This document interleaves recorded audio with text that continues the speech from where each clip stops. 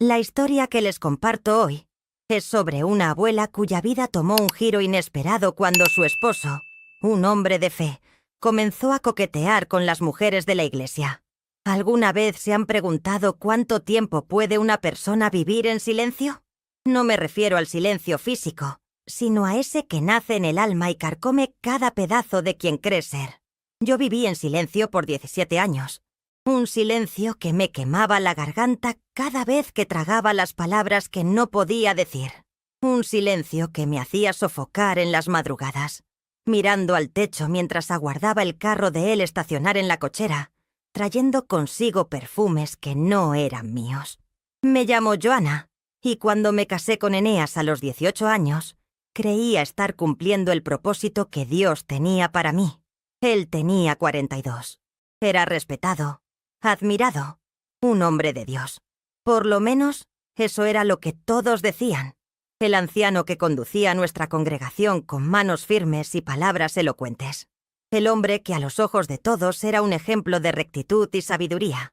Nadie conseguía ver lo que acontecía cuando las puertas se cerraban. Aprendí a llorar sin hacer ruido. Descubrí cómo sonreír mientras moría por dentro. Me volví especialista en disfrazar marcas moradas con maquillaje barato y en crear excusas creativas para ojos hinchados. «Es alergia», decía yo. «No dormí bien», explicaba. Y todos creían, porque ¿quién desconfiaría de la esposa del hombre más respetado de la congregación? Las personas acostumbran decir que el tiempo cura todo, pero no es bien así. El tiempo no cura. Él apenas nos enseña a convivir con las heridas. Durante años, aprendí a vivir con el corazón partido, tomando alimentos en familia mientras fingía no notar las miradas que mi marido lanzaba a las jóvenes hermanas de la congregación, mientras fingía no saber de los encuentros secretos, de los mensajes escondidos, de las mentiras contadas con la misma boca que predicaba la palabra en las reuniones dominicales. ¿Consigues imaginar cómo es sonreír y decir «Amén» mientras tu marido predica sobre fidelidad conyugal?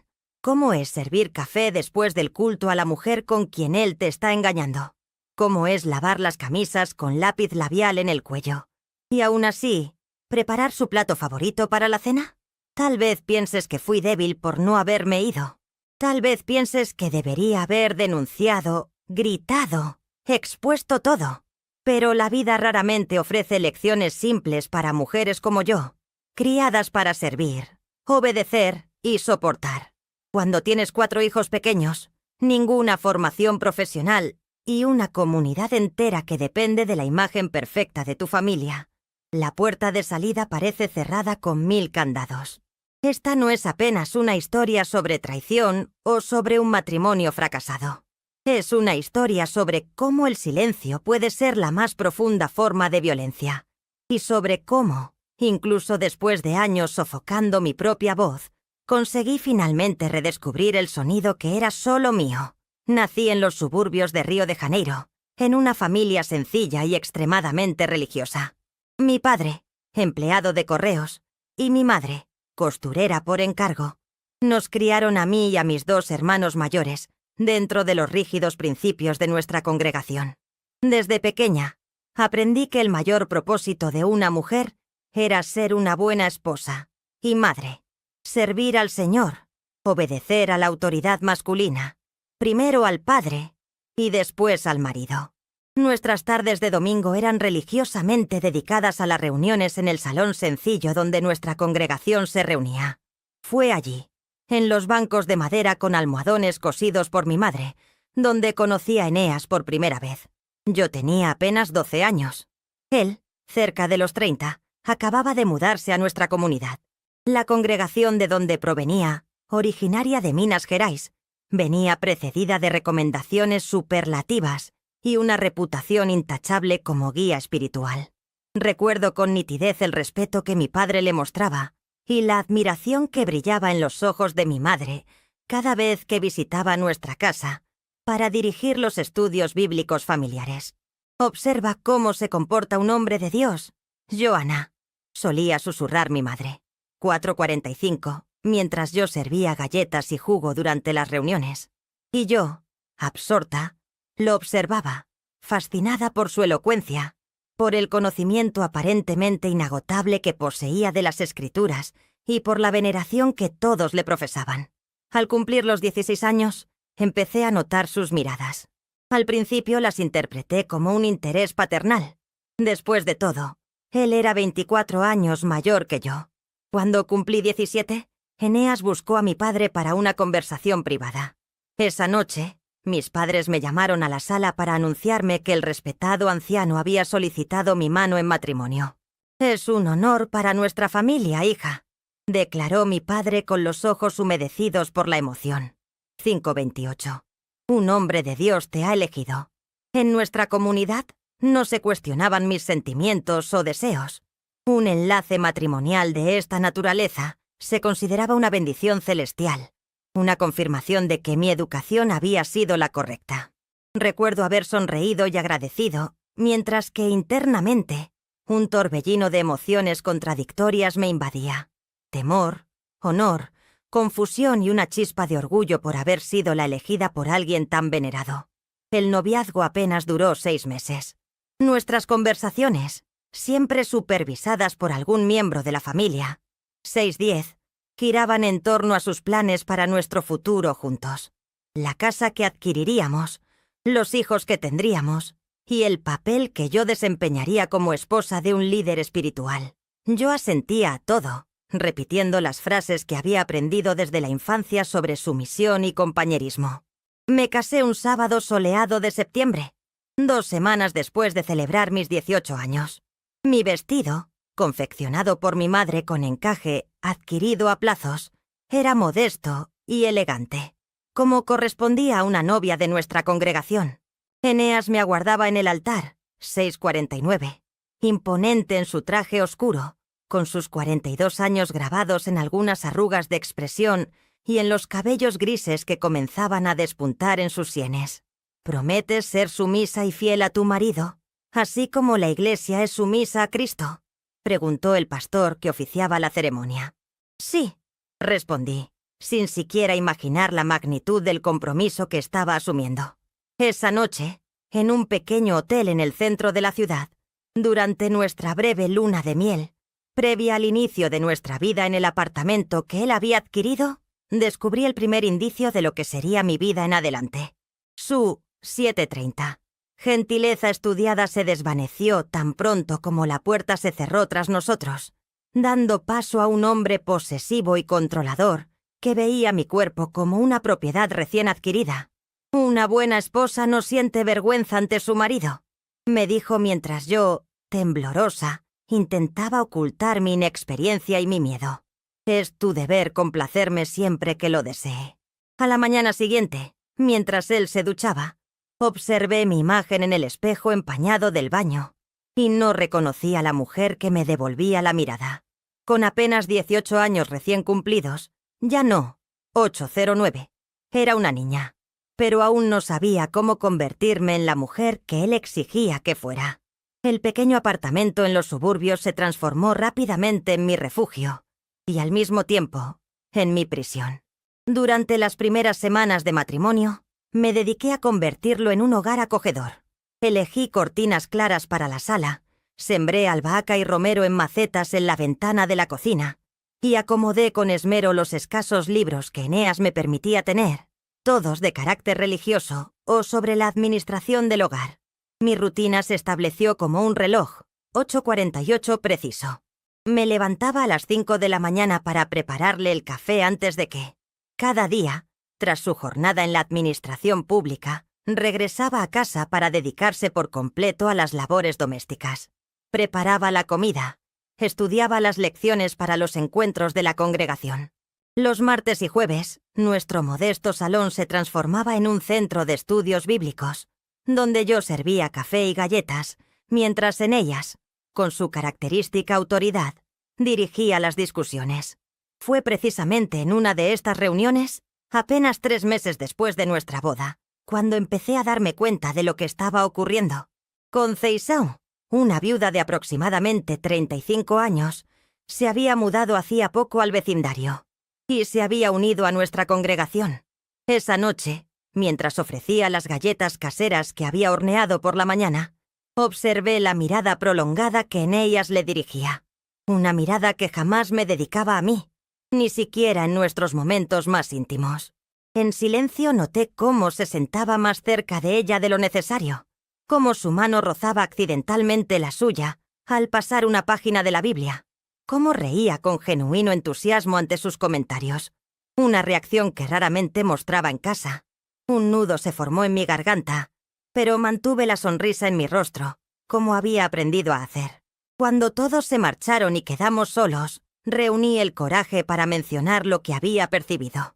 Eneas, he notado que tú y la hermana Conceição parecen tener una conexión especial, comenté mientras lavaba las tazas de café.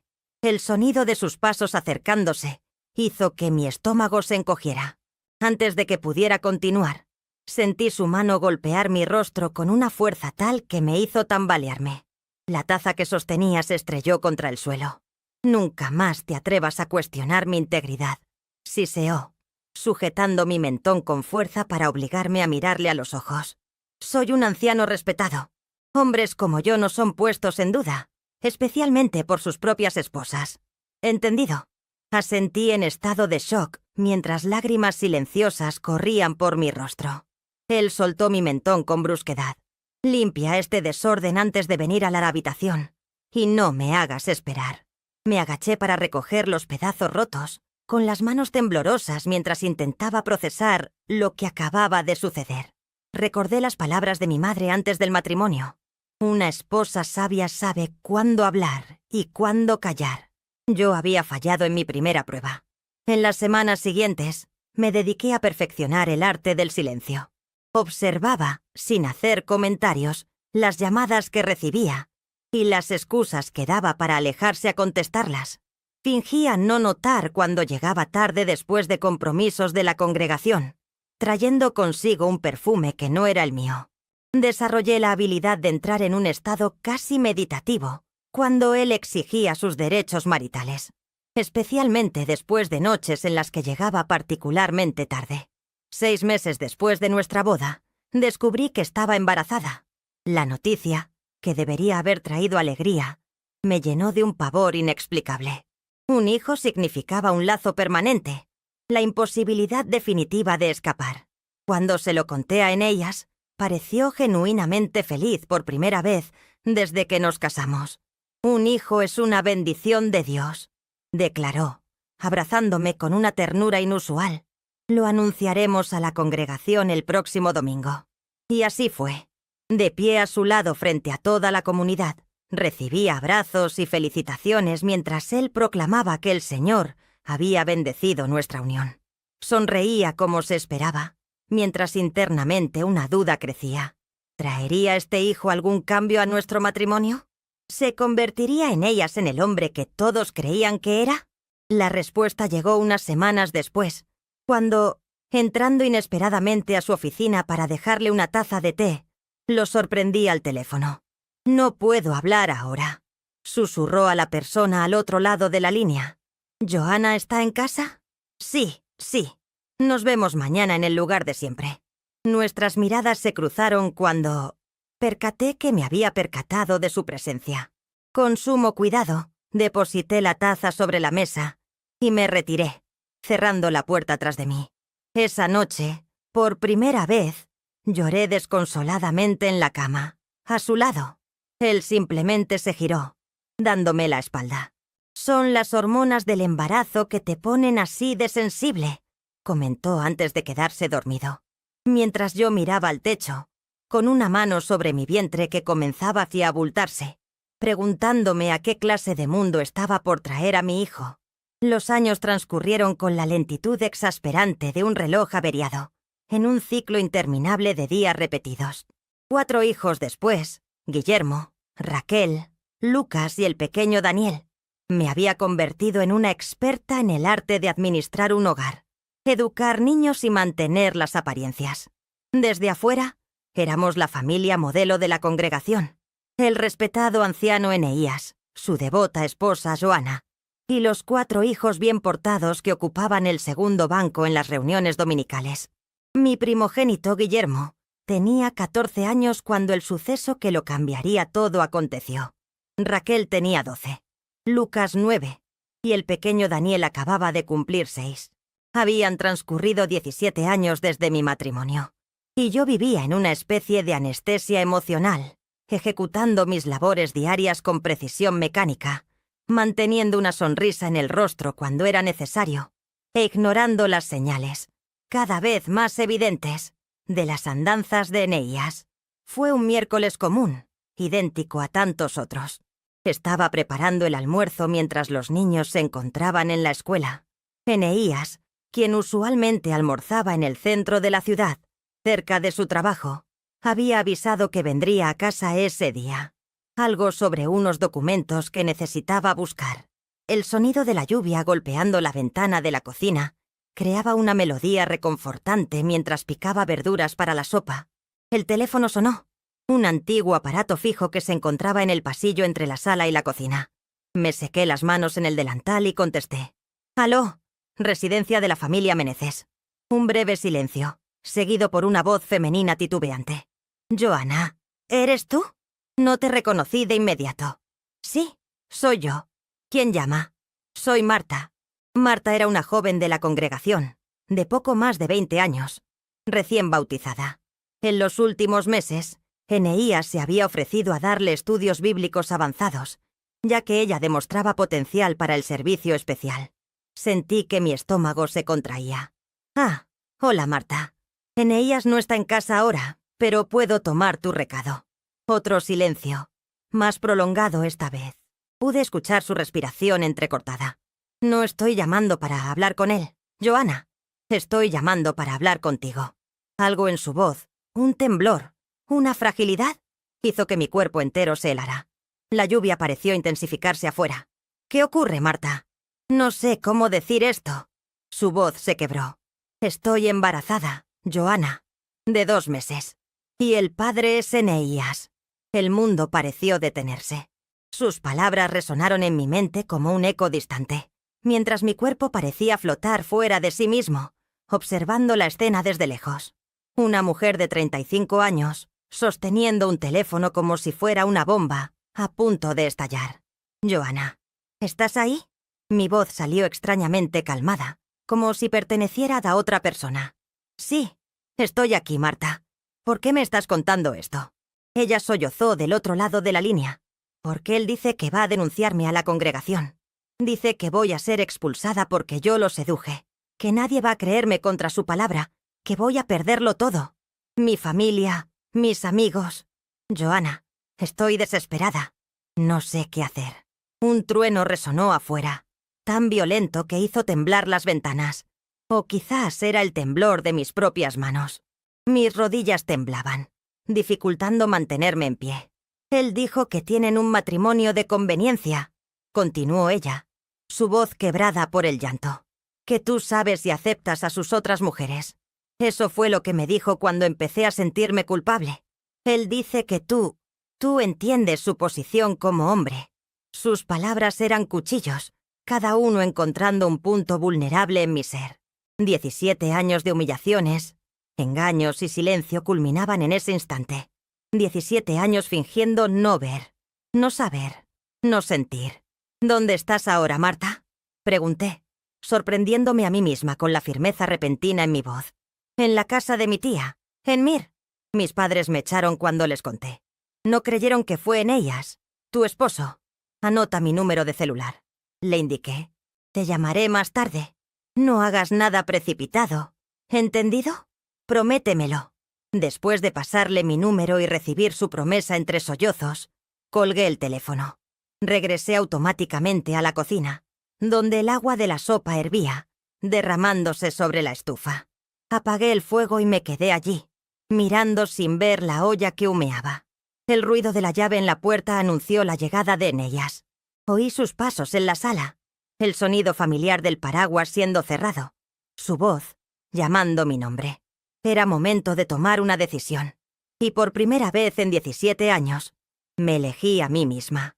Cuando Eneas entró a la cocina, me encontró exactamente donde me había quedado, frente a la estufa, con las manos apoyadas en la encimera, mirando fijamente la olla de sopa que se había desbordado.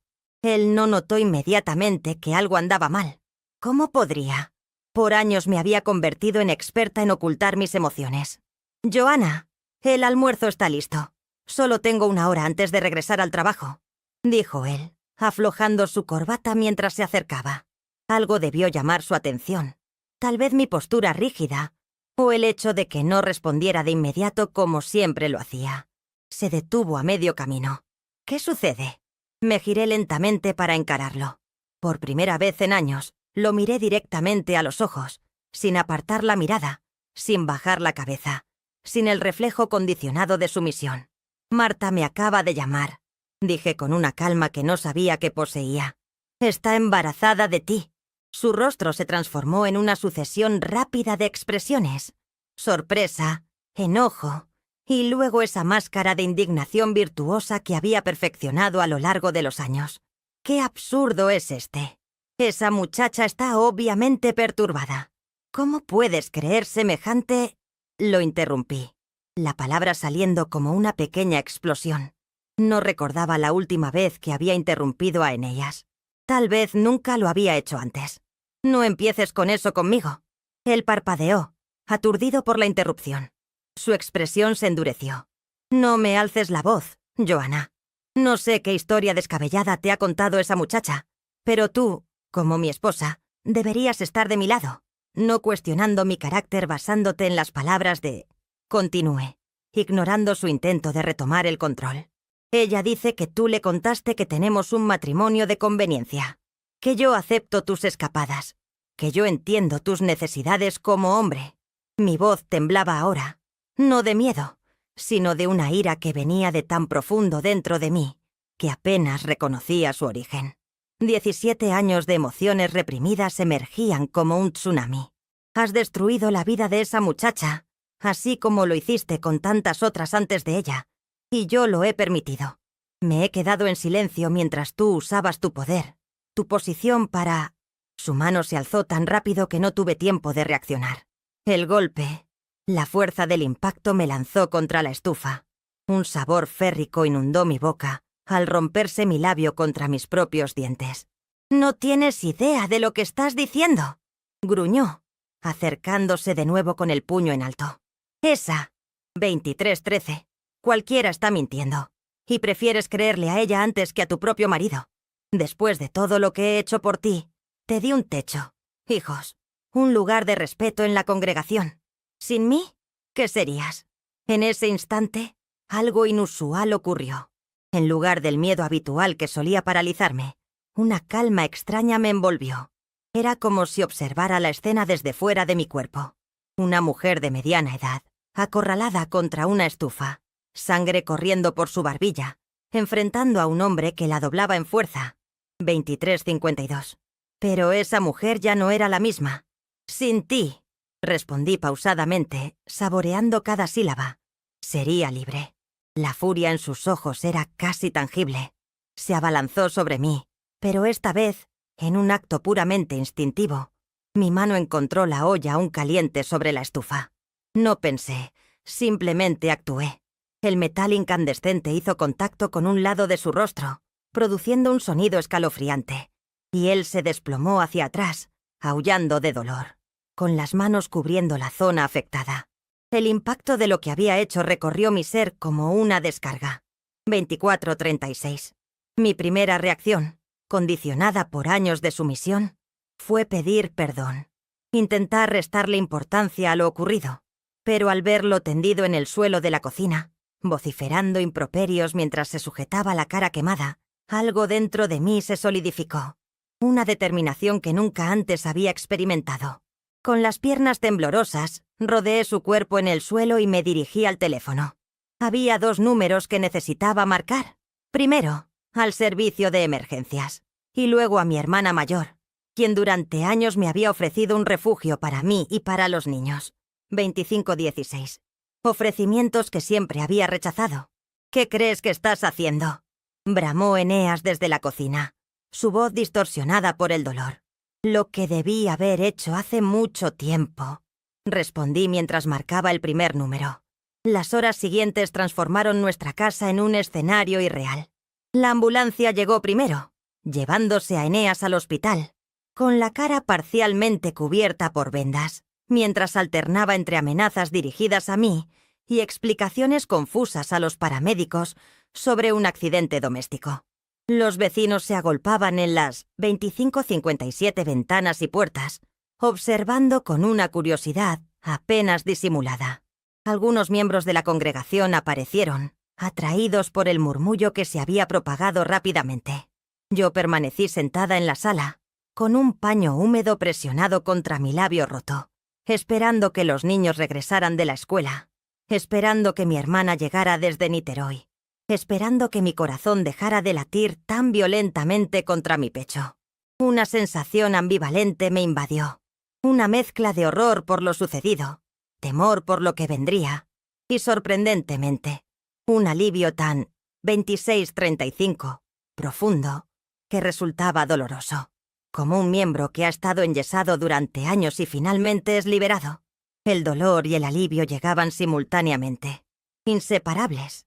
La vida tal como la conocía había terminado en esa cocina, entre una olla de sopa derramada y un teléfono que había sonado en el momento preciso. Y aunque el futuro era una bruma de incertidumbres, algo sabía con claridad absoluta. El silencio que me había consumido durante 17 años finalmente se había roto. La noticia se extendió por la congregación como un incendio forestal. Una comunidad, 27-17, que vivía de apariencias y susurros, ahora tenía el escándalo perfecto. La esposa del anciano Eneas. La noche en que ataqué a mi esposo con una sartén caliente, nadie mencionó el labio partido, las huellas digitales en mi rostro, ni el hecho de que Marta, una joven de la congregación, esperaba un hijo suyo. Cuando fui a recoger a mis hijos a la escuela esa tarde, sentí las miradas. Los otros padres se distanciaron, como si mi descontrol fuera contagioso. Guillermo, mi primogénito, fue el primero en notar que algo había cambiado drásticamente. «¿Qué le pasó a tu cara, mamá?», preguntó al subir al taxi que nos llevaría a casa de mi hermana Teresa en Niterói. «Tuvimos una pelea», respondí secamente. «Tu padre y yo». Los cuatro guardaron silencio durante el trayecto sobre el puente río Niterói, cada uno procesando la información a su manera. Raquel, siempre la más intuitiva, tomó mi mano en el asiento trasero, sus ojos expresando lo que su boca no podía. Finalmente, Teresa nos recibió con los brazos abiertos en su pequeño departamento de 2 habitaciones, sin juicios ni preguntas incómodas, solo el alivio palpable en sus ojos al verme lejos de él. «El sofá-cama es tuyo», dijo, señalando la sala. «Los niños pueden quedarse en el cuarto de huéspedes por ahora». 2 oraciones que llevaban el peso de lo provisional, de la incertidumbre. En cuestión de horas, había pasado de ser la esposa de un anciano, con una casa propia en las afueras, a una mujer separada, refugiada temporalmente con 4 hijos y sin una visión clara del futuro. El teléfono no dejó de sonar esa noche. Primero, las llamadas de la congregación. El otro anciano, el hermano Josías, su esposa Lourdes, algunas hermanas que se decían preocupadas, pero en realidad buscaban detalles jugosos para alimentar los rumores. Teresa respondió a todos con la misma firmeza. «Joana no puede hablar ahora. Ella se pondrá en contacto cuando esté lista». Luego vino la llamada que me heló la sangre. Eneas, desde el hospital. Su voz, distorsionada por la ira y los analgésicos. «Destruiste todo». Escupió al teléfono cuando Teresa, a regañadientes, me pasó el aparato. «¿Sabes lo que va a pasar ahora? Me aseguraré de que nunca más vuelvas a ver a los niños. Te denunciaré a la policía por intento de homicidio. Y a la congregación. Estás acabada, Joana. Expulsada. Desasociada. Nadie más siquiera te mirará a la cara». Mis manos temblaban, pero mi voz se mantuvo firme.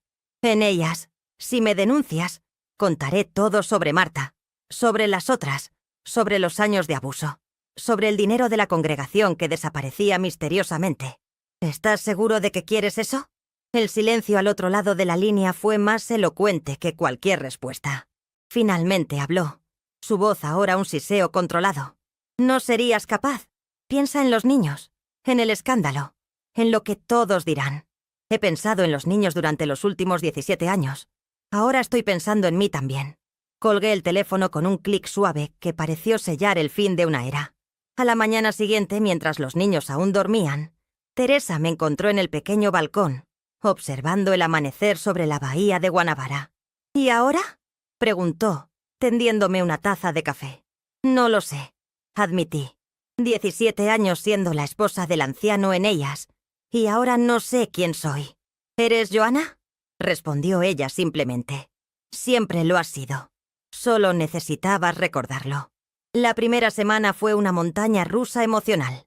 Los niños debían ser inscritos en escuelas cercanas. Había que inventar explicaciones. El papeleo para los traslados, la mudanza de mis escasas pertenencias personales de la casa, que ahora parecía pertenecer a una vida pasada. Lo más difícil fue el comité judicial de la congregación. 3 ancianos, incluyendo al propio Eneas, con el rostro parcialmente vendado, sentados en un semicírculo como buitres esperando su oportunidad. Sentada en una silla diminuta frente a un panel de individuos en sillas altas, la escena recordaba un tribunal medieval. Me sometieron a un interrogatorio exhaustivo, indagando en detalles y exigiendo remordimiento por mi presunta agresión contra un ungido de Jehová. Interrumpí el discurso moralista del anciano Josías, cuestionando la validez de sus acusaciones.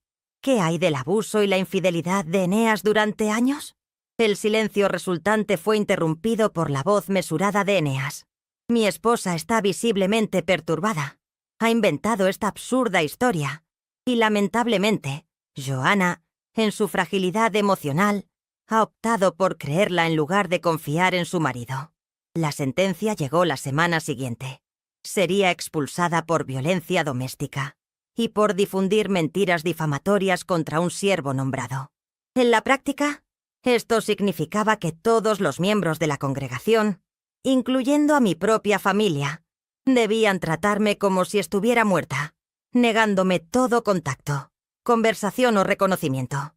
El golpe más devastador fue cuando Eneas solicitó la custodia total de nuestros 4 hijos, alegando mi inestabilidad mental y comportamiento agresivo.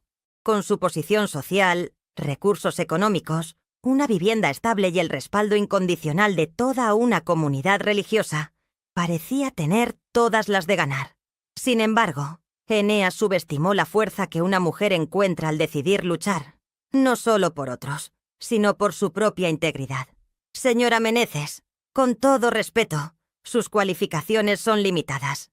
La representante de Recursos Humanos me observaba por encima de sus lentes, con una mezcla de lástima e impaciencia. Era mi 12ª entrevista de trabajo en 3 semanas, y el resultado parecía predecible.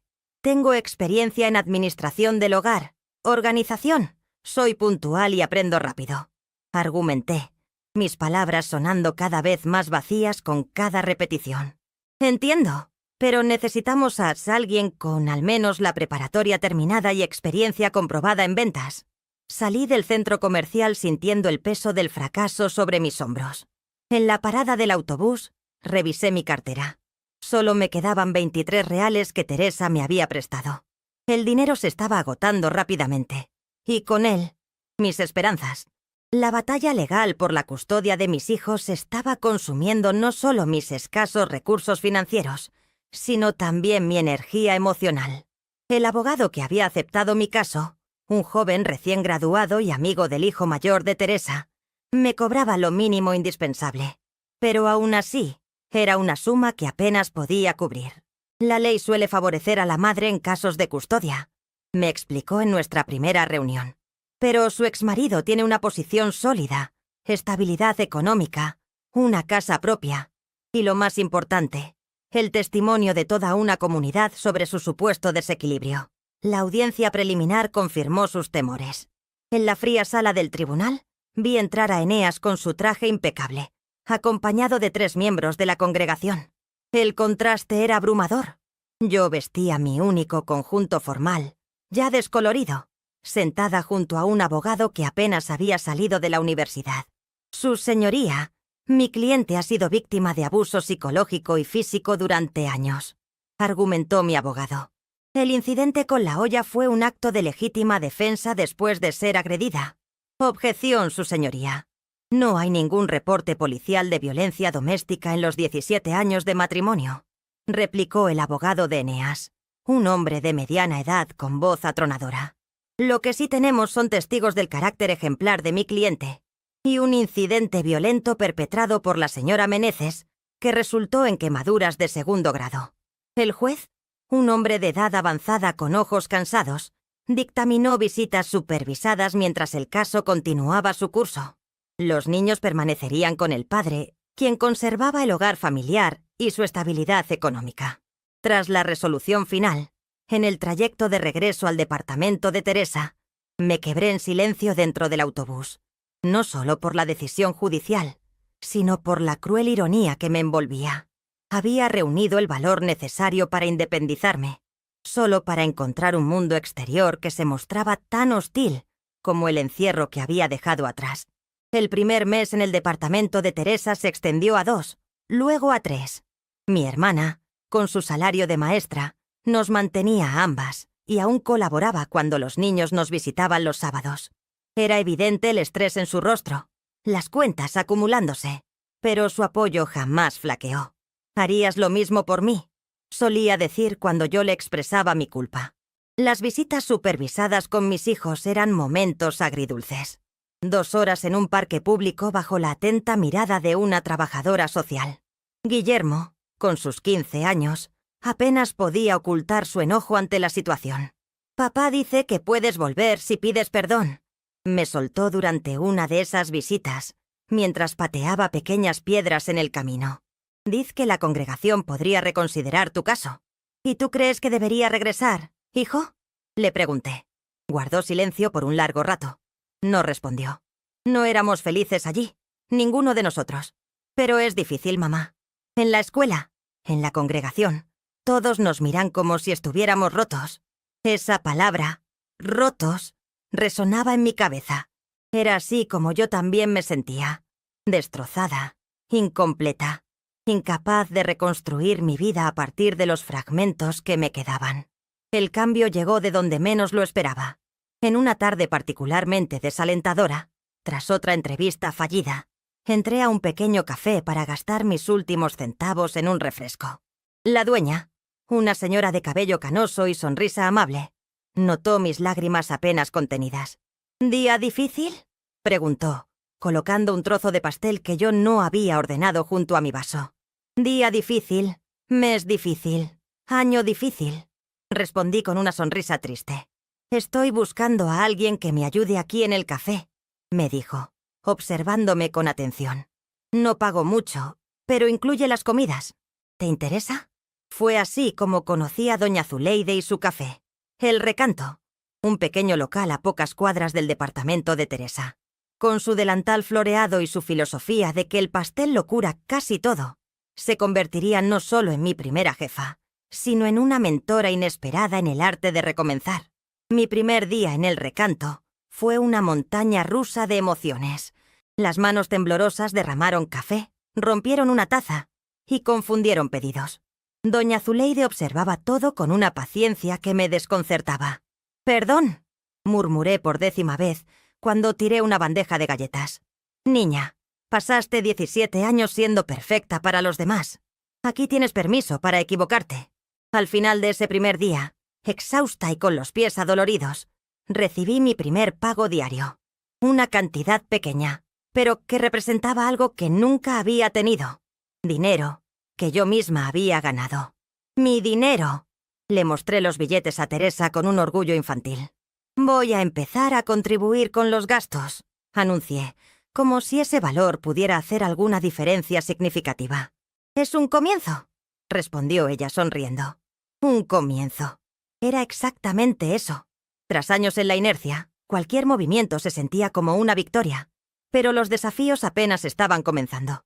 En la segunda semana de trabajo, entró al café un rostro familiar. Hermana Lourdes, esposa del anciano Josías, acompañada de otras 2 mujeres de la congregación. La sangre se heló en mis venas cuando nuestras miradas se cruzaron. Lourdes pareció igualmente sorprendida, pero se recuperó rápidamente. «No sabía que trabajabas aquí», dijo con voz baja mientras las otras observaban. «Recién empecé», respondí. tratando de mantener la compostura mientras sostenía el bloc de notas, mientras ellos se instalaban en la mesa. Un silencio incómodo se extendió entre nosotros. Entonces, para mi sorpresa, ella me tocó ligeramente el brazo. Marta dejó la congregación. Susurró. Después de que te fuiste, otras comenzaron a hablar. Eneas lo ha negado todo, ¿verdad? Antes de que pudiera responder, una de las mujeres llamó a Lourdes de vuelta a la mesa. Ella se alejó con una última mirada llena de significado. Esa noche, lloré hasta quedarme dormida. No de tristeza, sino una extraña mezcla de alivio y furia. Alivio por ya no estar sola en mi verdad. Rabia al pensar en cuántas otras mujeres habían sido silenciadas antes y después de mí.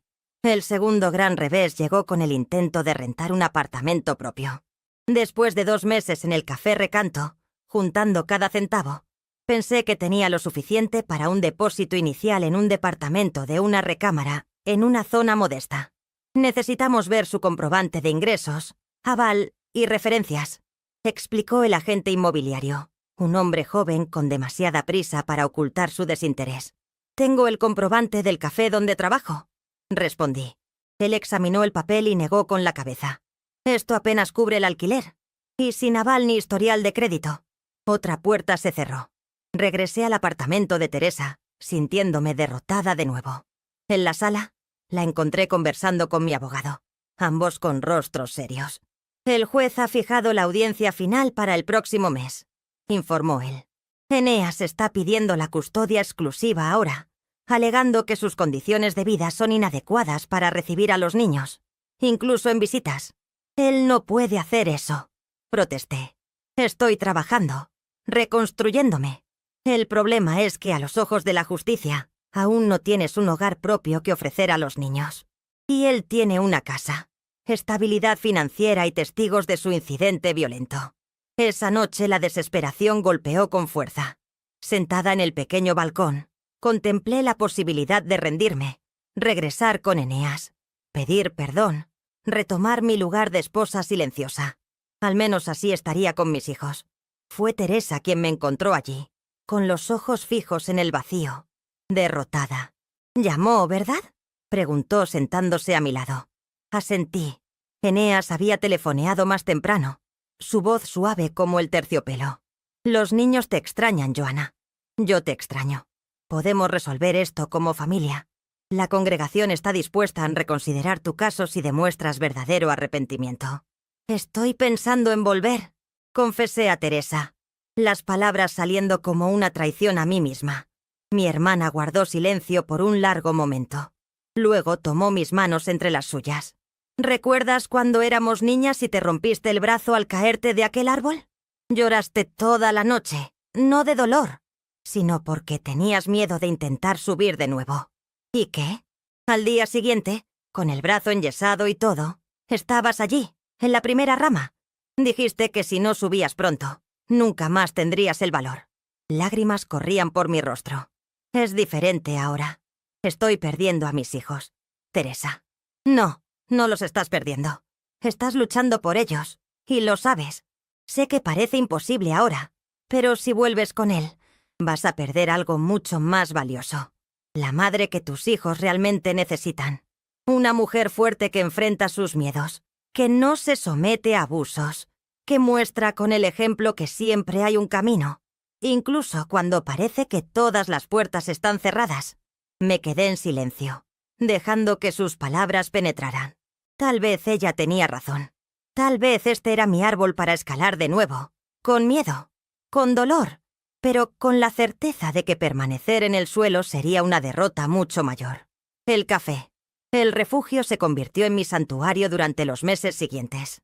Doña Zuleide, notando mi situación cada vez más precaria, incrementó mis horas laborales y, por consiguiente, mi salario. No obstante, el cambio trascendental se produjo cuando me sorprendió experimentando con nuevas recetas de pasteles en la cocina, después del horario de cierre. «¿Dónde aprendiste a hacer esto?», inquirió, observándome decorar un bizcocho de zanahoria con cobertura de chocolate. «Siempre me ha gustado cocinar», respondí, avergonzada por haber utilizado ingredientes sin autorización. En la congregación, Yo me encargaba de organizar los eventos y celebraciones. La comida siempre corría por mi cuenta.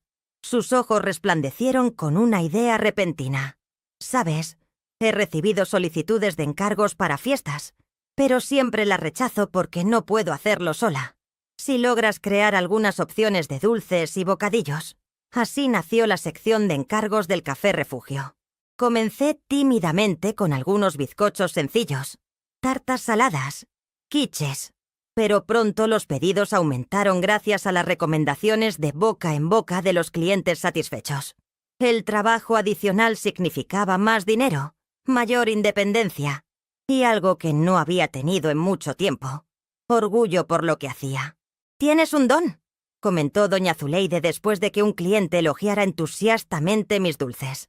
«¿Has pensado en tomar algún curso de repostería?». La idea pareció descabellada al principio.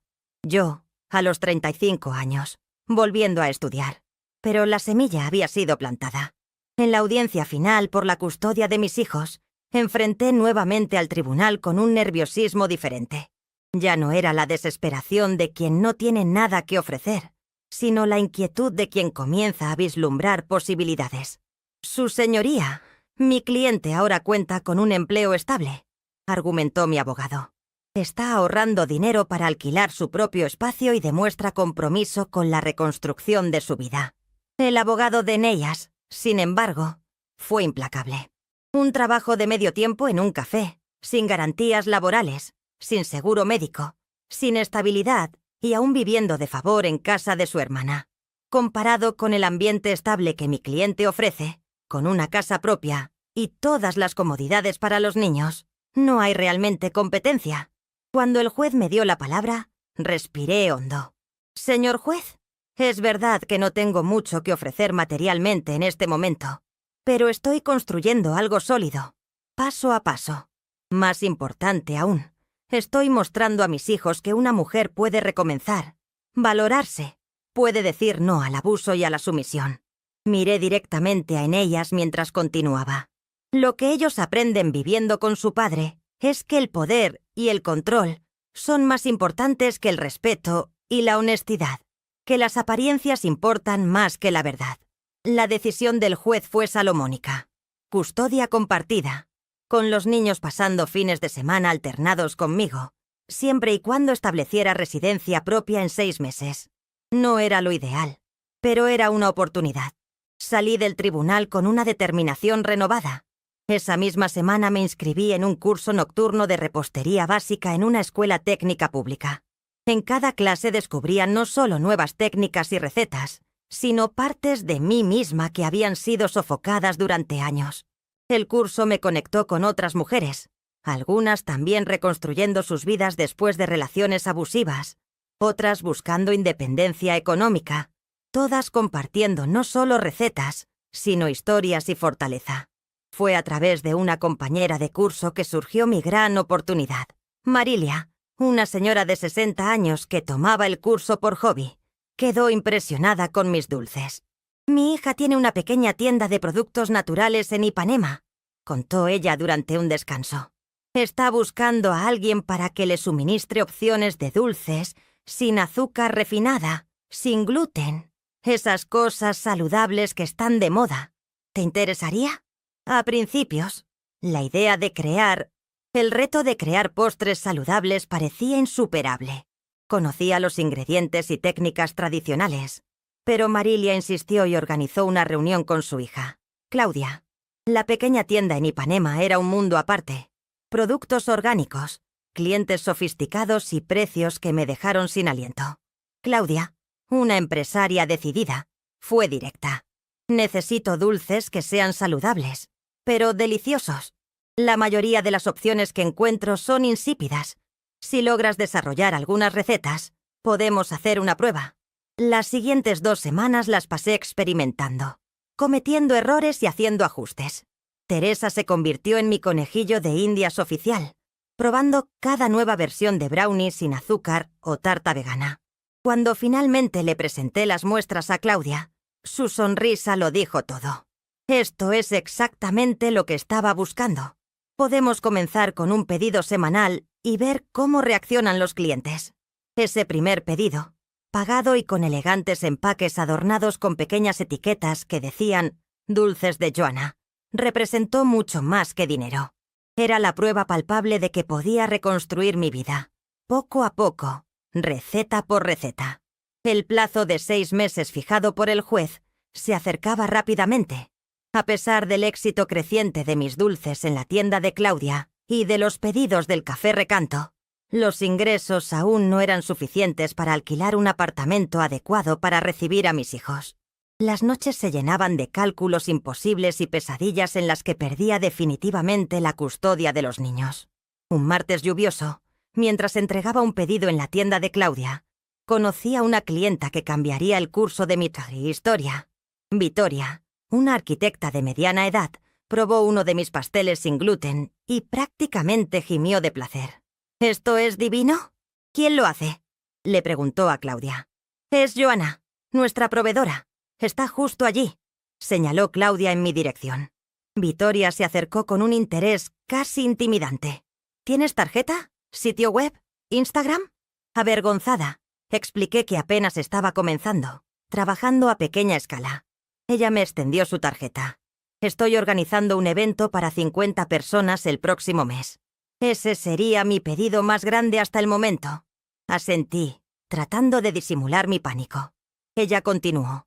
Mi hermano está abriendo una cafetería en Leblon centrada en productos artesanales. Necesita a alguien que suministre dulces diferentes.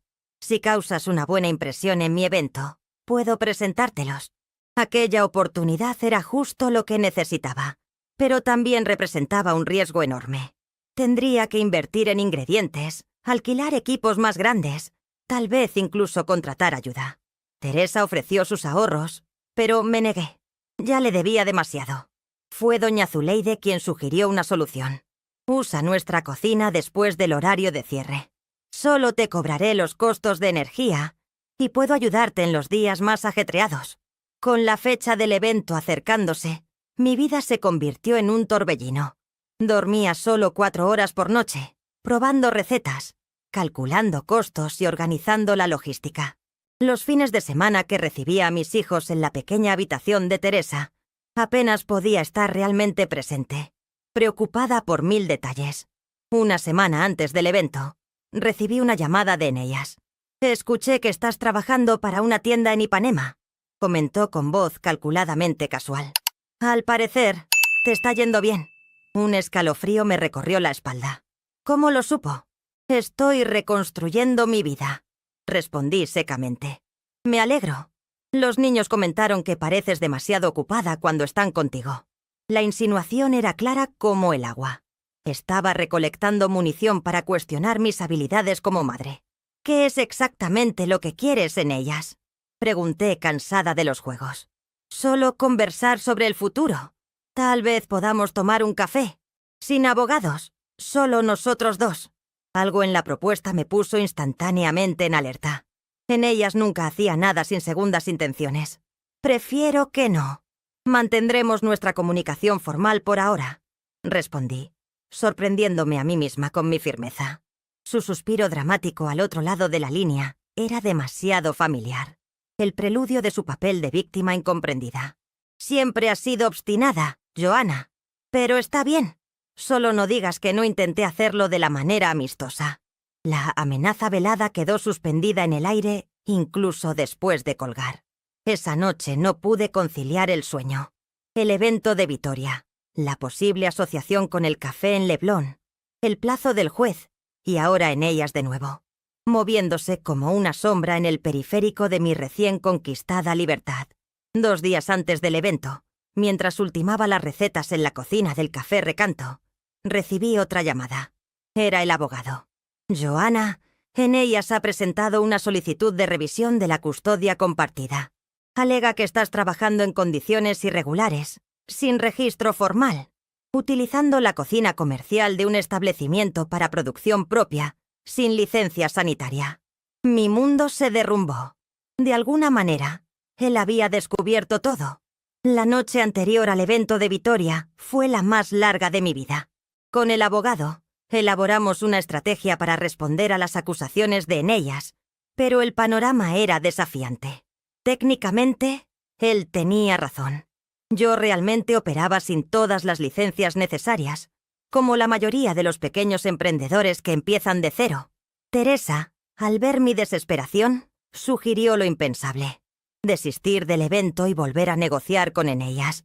Tal vez si accedes a sus condiciones por ahora, ganes tiempo para establecerte legalmente, argumentó ella preocupada. ¿Y perder la única oportunidad real que tengo de conquistar mi independencia?, repliqué agotada. Si cedo ahora, nunca saldré de este ciclo. Aquella madrugada, sola en la cocina silenciosa del Café Recanto, mientras finalizaba los dulces para el evento, empecé a repasar cada momento de los últimos meses, cada elección que me había traído hasta allí.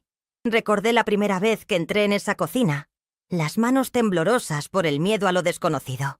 Rememoré cada receta perfeccionada, cada elogio recibido, cada pequeña victoria. Pensé en mis hijos, especialmente en Laura, mi hija menor de 10 años, que en la última visita me había dicho, mientras me ayudaba a decorar cupcakes: cuando crezca, quiero ser fuerte como tú, mamá. Fuerte. Así es como ella me veía ahora, no como la madre sumisa que bajaba los ojos cuando el padre hablaba, sino como una mujer que enfrentaba el mundo con sus propias manos. A las 4 de la mañana, exhausta pero decidida, llamé a Vitoria. Lo siento por la hora. Comencé cuando ella atendió, somnolienta. Necesito ser completamente honesta contigo. Le conté todo. Mi situación con Eneas, la batalla por la custodia de los niños, las acusaciones sobre mi operación irregular. Entregaré su pedido con la misma calidad que prometí, aseguré. Pero necesitaba que supiera que existe un riesgo si hay alguna denuncia. Su silencio al otro lado me aterrorizó. Finalmente, ella suspiró. Johanna, espero que sus dulces sean realmente tan buenos como dice Claudia, porque estoy a punto de poner la reputación de mi evento en sus manos. Pero entiendo las luchas difíciles. Pasé por algo similar hace 20 años. Por primera vez en días, sentí que un nudo en la garganta se deshacía. En cuanto a las licencias, continuó ella, mi hermano está necesitando a alguien no solo para proveer, sino para administrar toda la operación de dulces del café. Con contrato de trabajo, todo legal. Si realmente impresionas mañana, podemos conversar seriamente sobre eso. Cuando colgué, el sol comenzaba a nacer. Observé la cocina impecablemente organizada, las decenas de dulces cuidadosamente preparados, mis manos callosas y quemadas. En pocas horas estaría entregando el pedido más grande de mi vida, enfrentando mi destino. El momento crucial que podría liberarme de una vez por todas o devolverme al punto de partida se acercaba. Regresé al departamento de Teresa solo para darme una ducha rápida y cambiarme de ropa. En la mesa de la cocina encontré un sobre. Llegó ayer, explicó mi hermana. De la oficina del juez. Con manos temblorosas, abrí el documento oficial. El plazo para comprobar residencia propia se había adelantado. Tenía solo 3 días. El evento de Victoria se celebraría en una casona renovada en Santa Teresa, con vistas panorámicas de la ciudad. Llegué 2 horas antes, con el auto prestado de Teresa repleto de dulces meticulosamente empaquetados. Con cada sacudida en el camino empinado, mi corazón casi se detenía, temiendo que las delicadas monturas de chocolate se derrumbaran. El salón estaba siendo decorado con un tema botánico sofisticado. Follajes naturales, luces delicadas, arreglos minimalistas. Victoria me recibió con un abrazo tenso. El buffet principal se retrasó, informó, visiblemente estresada. Tus dulces tendrán aún más protagonismo de lo que planeamos. Monté la mesa de postres con el cuidado de un artista finalizando su obra maestra. Cada pieza posicionada estratégicamente. Los brownies sin gluten con salsa de frutos rojos, las tartas veganas de limón, los petit gâteaux de chocolate amargo con núcleo de caramelo salado, los macarons coloridos con rellenos sorprendentes. Una presentación que contaba no solo la historia de los sabores, sino mi propio viaje de transformación. Cuando los primeros invitados comenzaron a llegar, empresarios, arquitectos, diseñadores influyentes, permanecí en un rincón, observando sus reacciones, los murmullos de aprobación, las expresiones de deleite, los pedidos de tarjetas que yo aún no tenía. Victoria circulaba entre los grupos, ocasionalmente apuntando en mi dirección. Fue entonces cuando lo vi. Eneas, impecablemente vestido, conversando con un grupo cerca de la entrada. Mi sangre se congeló. ¿Cómo estaba allí? ¿Qué pretendía? Antes de que pudiera reaccionar, él me avistó. Nuestras miradas se cruzaron a través del salón repleto. Sus ojos, aquellos mismos que por años me hicieron sentir pequeña e insuficiente, ahora transmitían algo diferente. Ira, sí, pero también un trazo de incomodidad que nunca había percibido antes. Él comenzó a caminar en mi dirección. Determinado. Pensé en huir, en esconderme en la cocina, pero algo dentro de mí se negó a retroceder. Por primera vez, lo encaré de frente, sin desviar la mirada.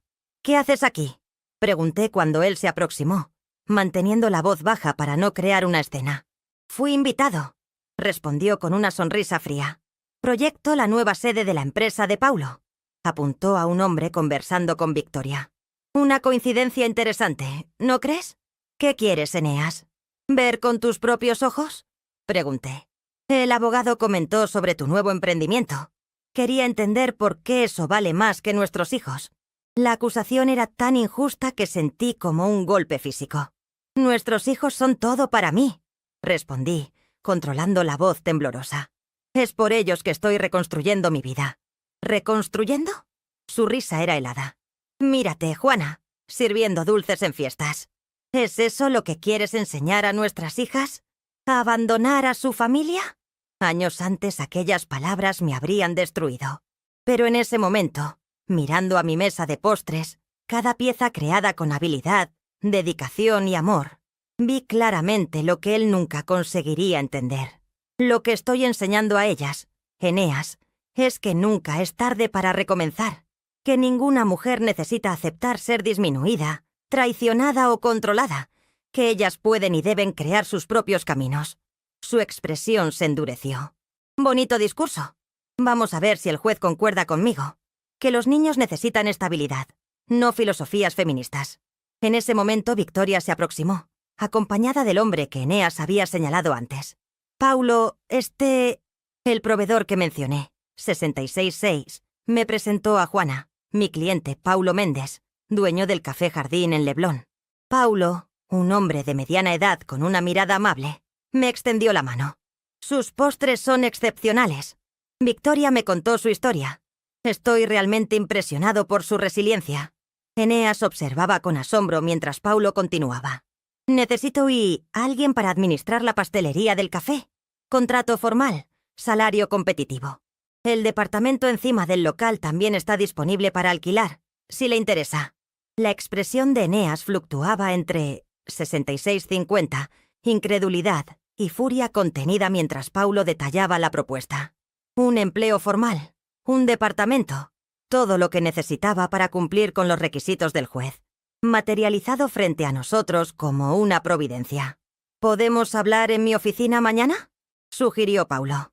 «Traiga sus documentos y podemos formalizar todo rápidamente». Cuando él y Victoria se alejaron, Eneas permaneció inmóvil, procesando lo que acababa de presenciar. «Qué conveniente», murmuró finalmente, el sarcasmo apenas disimulando su incomodidad. «Parece que usted tuvo más, 67-33, suerte de la que merece». «No fue suerte, Eneas. Fue trabajo arduo y personas que creyeron en mí». Nuestro altercado fue interrumpido por el micrófono encendiéndose. Victoria, en el centro del salón, llamaba la atención de los invitados. «Antes de concluir, quiero presentar formalmente a la persona responsable de los extraordinarios postres de esta noche. Juana, por favor, acércate». Con cierta vacilación, caminé hacia ella, consciente de las miradas, especialmente la de Eneas, que permaneció donde estaba, observando. Juana representa lo que más admiro: coraje para recomenzar y talento, 68-15, para transformar desafíos en arte. Sus postres no son solo deliciosos, son una declaración de independencia. Los aplausos resonaron en el salón. Victoria me pasó el micrófono, un gesto que no habíamos coordinado. Paralizada, miré a la multitud elegante. Nunca había hablado en público antes. Eneas siempre lo había hecho por ambos. Mi voz titubeó. Aclaré mi garganta y intenté de nuevo. Gracias por la oportunidad. Hace un año no me imaginaba estar aquí. Cada postre que he creado lleva una parte de mi historia. De transformación. De encontrar dulzura incluso. 68-59. Después del amargor. Mis ojos se encontraron con los de Eneas en la multitud. Parecía más pequeño de alguna manera, menos imponente.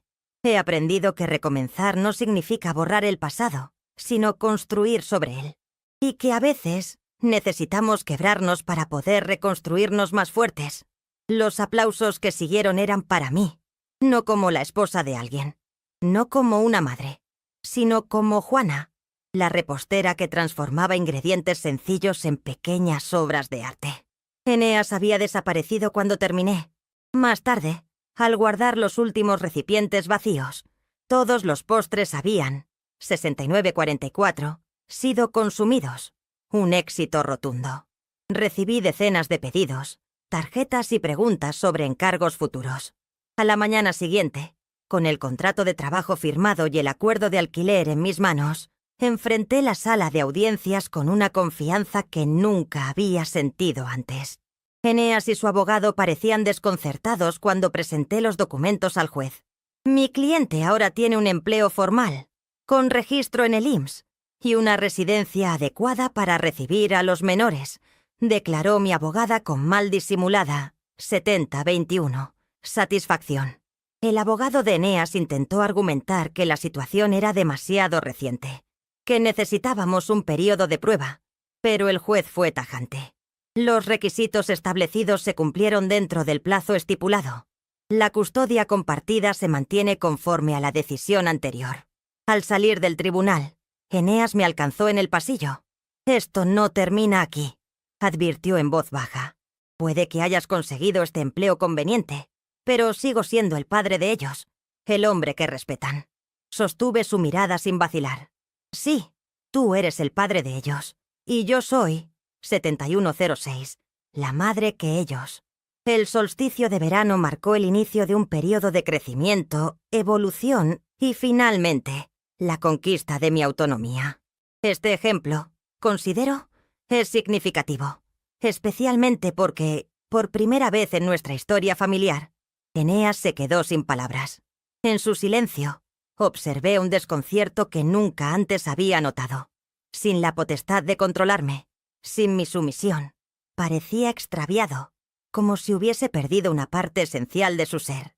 Salí del juzgado y aspiré el aire vespertino de Río de Janeiro.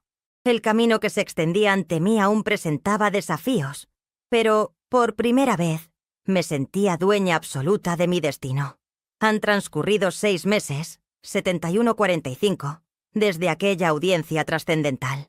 El departamento situado encima del Café Jardín se ha consolidado como nuestro verdadero hogar, mío y de mis hijos durante los días que están conmigo. Es pequeño, pero acogedor, con una cocina que me permite seguir experimentando con recetas, incluso en mis ratos libres. Aún me asombra la mujer que veo reflejada cada mañana. Mi cabello, ahora más corto, un corte que Eneas jamás habría aprobado, y mis ojos, que sostienen su propia mirada. A veces, al amanecer, cuando el café aún está cerrado y la calle permanece silenciosa, 72-25, me siento en el pequeño balcón con una taza de té y observo cómo el mundo despierta. En estos momentos de soledad, reflexiono sobre cómo el silencio ahora es una elección, no una imposición. Un silencio que no me quema la garganta ni me ahoga el pecho, sino que me acoge y me revitaliza. No ha sido un camino sencillo ni siempre recto. Hubo días en que cuestioné cada decisión, sobre todo cuando mis hijos mostraban confusión o resistencia a los cambios. Pedro, mi hijo mayor, que ahora tiene 16 años, tardó en comprender mi transformación. Acostumbrado a ver a su padre, 7305, como una autoridad indiscutible, le resultó difícil reconocer mi nueva postura. «¿Por qué no podemos volver a ser como antes?», me preguntó una noche, frustrado después de que yo estableciera límites que nunca antes había impuesto. Porque antes no era saludable. Hijo, para ninguno de nosotros. Papá dice que has cambiado, que ya no eres la misma. Y tiene razón, respondí tomando sus manos. He cambiado. Pero la cuestión es, ¿el cambio ha sido para mejor o para peor? Esa pregunta flotó entre nosotros, hasta que semanas después, él me ayudó a preparar 7346, una hornada de brownies para el café, conversando abiertamente sobre sus propias inseguridades en la escuela, temores que nunca había compartido en el ambiente opresivo de nuestra antigua casa. Con Laura, mi hija menor, la transición fue diferente. Ella floreció al presenciar mi proceso de autodescubrimiento, volviéndose más segura de sí misma y más expresiva. Descubrí que dibujaba en secreto, un talento que Eneas nunca habría fomentado, ya que consideraba el arte una pérdida de tiempo. Ahora, sus dibujos coloridos adornan las paredes de nuestro departamento, e incluso una pequeña 7427 sección del café, donde Pablo creó un espacio para exposiciones de artistas locales. Mis relaciones también se han transformado. Teresa, que fue mi refugio en los momentos más difíciles, ahora es una visita frecuente. Ya no es mi salvadora. Nuestra dinámica ha evolucionado hacia una relación más equilibrada entre hermanas. Doña Zuleide se ha convertido en una amiga cercana, compartiendo historias de su propio camino de superación después de enviudar joven. Victoria, para mi sorpresa, se ha transformado en una mentora informal, presentándome libros, ideas y 7508, personas que han ampliado mis horizontes más allá de lo que imaginaba posible. En cuanto a la congregación, algunos miembros han cortado relaciones por completo, evitando incluso cruzarse conmigo en la calle. Otros, especialmente mujeres como la hermana Lourdes, ocasionalmente aparecen en el café, conversando en voz baja sobre sus propias dudas y anhelos de cambio. Lo más difícil, sin embargo, han sido los encuentros inevitables con Eneas durante las transiciones de custodia de los niños. Al principio, cada intercambio estaba cargado de tensión. Sus comentarios mordaces sobre 7546, mis rasgos físicos, insinuaciones sobre mi capacidad maternal, intentos de poner a mis hijos en mi contra. Con el tiempo, entendí que su poder sobre mí existía solo en la medida en que yo lo permitía. Al dejar de reaccionar, de defenderme, de buscar su aprobación, incluso de forma inconsciente, algo cambió. No en él, sino en la dinámica entre nosotros. Como una ola que pierde fuerza al no encontrar resistencia, sus intentos de control se volvieron cada vez menos frecuentes, menos eficaces. No por rendición de mi parte, sino por fortalecimiento interno. Esta mañana, mientras preparaba una nueva receta de pastel de especias para el menú otoñal del café, Laura me observaba con atención, sentada en el banco de la cocina, sus piernas balanceándose en el aire, el cuaderno de dibujo abierto al lado de una taza de chocolate caliente. «¿Cómo sabes que está listo, mamá?», preguntó, refiriéndose al pastel en el horno. Por el aroma, por el color, pero sobre todo por la prueba del palillo. Si sale limpio significa que está listo por dentro, incluso cuando aún no podemos verlo. Ella lo consideró por un momento, la frente fruncida en concentración. Entonces, dijo algo que me impactó como una revelación. «Como tú, ¿no? Por fuera parecías bien, pero por dentro aún no estabas lista. A veces, la sabiduría surge de las bocas más inesperadas. Sí, durante años fui como un pastel que parecía listo por fuera, cumpliendo todas las expectativas visibles, sonriendo, sirviendo, obedeciendo. Pero por dentro, algo crucial aún necesitaba tiempo, calor, transformación. A veces me preguntan si me arrepiento de haber esperado tanto tiempo para marcharme. 17 años es casi la mitad de mi vida. Después de todo, no tengo una respuesta simple. Cada día de silencio me moldeó tanto en las cicatrices como en la fortaleza que desarrollé para cargarlas. Mis hijos son frutos de aquellos años, y por ellos jamás podría arrepentirme completamente. Lo que sí sé es que la liberación no es un destino, sino un camino continuo. Todavía hay días en que me despierto con su voz resonando en mi mente, cuestionando mis decisiones, mi valor. Días en que el miedo regresa sigiloso, como una sombra bajo la puerta. La diferencia es que ahora reconozco esas voces como fantasmas, memorias poderosas, pero sin sustancia real. Para las mujeres que, como yo, viven en silencios que queman, solo tengo esto que ofrecer. Su valor no depende de la aprobación de nadie. Su voz, incluso ronca por el desuso, aún es suya. Y no importa cuánto tiempo haya pasado, nunca es demasiado tarde para redescubrirla. No existe un momento perfecto para recomenzar. No existe un mapa infalible para reconstruirse. Cada viaje es único, hecho de pequeños pasos, retrocesos ocasionales y la valentía de intentarlo de nuevo.